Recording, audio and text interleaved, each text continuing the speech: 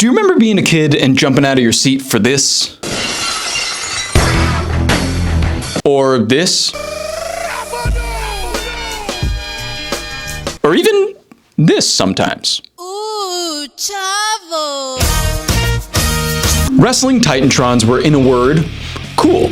They defined a generation of childhoods and burned some unforgettable imagery of shirtless beefcakes into our brains, and for good reason. But now, they're different. Even The Undertaker, when he does come out as the dead man, has just a fucking moon.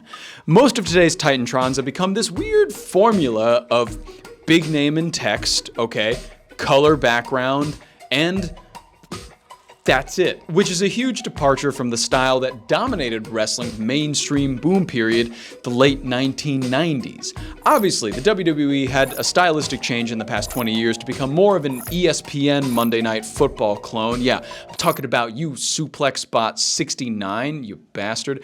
And the icing on the cake were these. Okay, I could put down my pitchfork for that, fine, but Titantrons had something. They had grit, they had emotion, intrigue, and usually better music.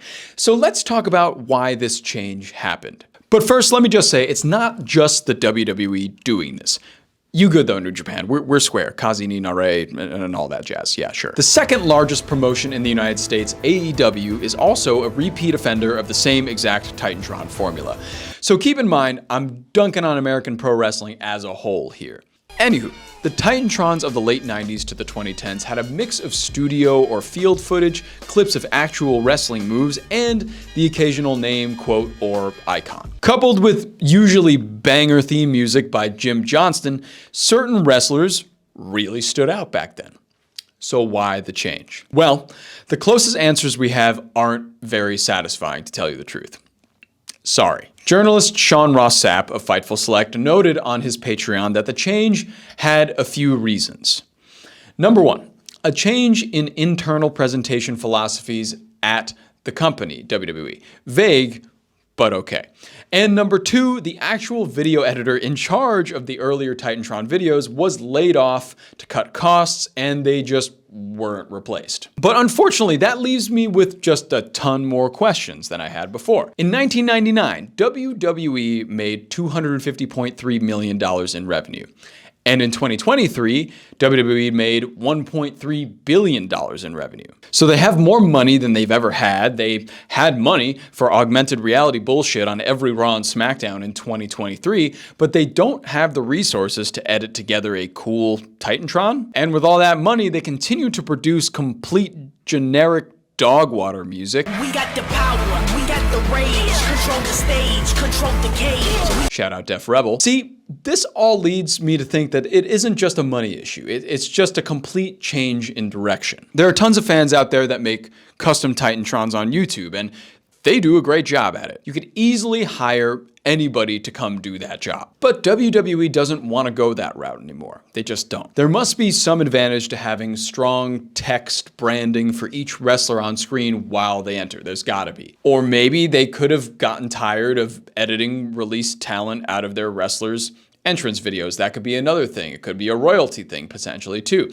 That would be a good way to avoid paying any royalties to anybody else too, if they had that in their contract for whatever reason. But whatever the real answer is, I can relent. It's a matter of preference. Some people, and children, might like the AR stuff this company does, even though they've reduced it greatly within the past year. Some people, and children, might also like the flashy colors and big name text instead of seeing finishing moves and really cool locker room B-roll. As the wrestling fan base, all of us are suckers for nostalgia. We all want things to be like how they were when we first discovered wrestling. We long for the days of WWF No Mercy on the N64 and when the Monday Night Raw setup looked like an industrial warehouse and the SmackDown fist, you know? But the industry has clearly moved to a different era and it's looking to attract a new, younger fan base. So I can understand the flashing colors, the big text, the AR stuff if they want more children to get invested in the product and use visuals like Barney, I guess. But also for the WWE, that might make sense. But for AEW and TNA too, just to name another promotion, I honestly have no idea why they would be doing the same thing. They're clearly looking for a different demographic. AEW is a little more older wrestling fans. They do have kids at shows, yes, but they do try to attract that older group, that lapsed wrestling fan from the early 2000s that didn't like the kiddie stuff anymore. So the only real answer I have for why AEW Titantrons also are flashy and have big text and nothing else is maybe because the WWE is doing it and they feel like they need to do it too. You don't. It was really cool what you were doing before. Keep doing that. I love that company. I watch it every week, but come on, guys. In the end here, though, all I want is really to find that video editor and pay him to make a highlight reel for my channel. That would be sick. In the meantime, I hope you got some answers, maybe not as satisfying as you wanted them to be, but that's the thing. Nobody really knows the answer, but it's a combination of the times are a-changing and they just fired one integral guy to the whole process. That's really all there is to it, unfortunately. As I noted before, there are a few things that I think could be the reason why Titantrons aren't that way they used to be, and one being royalties. You don't want to pay out royalties to anybody that's in a video that you don't actually have a contract for anymore, and also the kids like the flashing lights and the AR dumb stuff, and they like to see Roman Reigns yell in 3D, I guess. But in the meantime, thanks for hanging out, everybody, and on your way out, give me a Ooh, Chavo.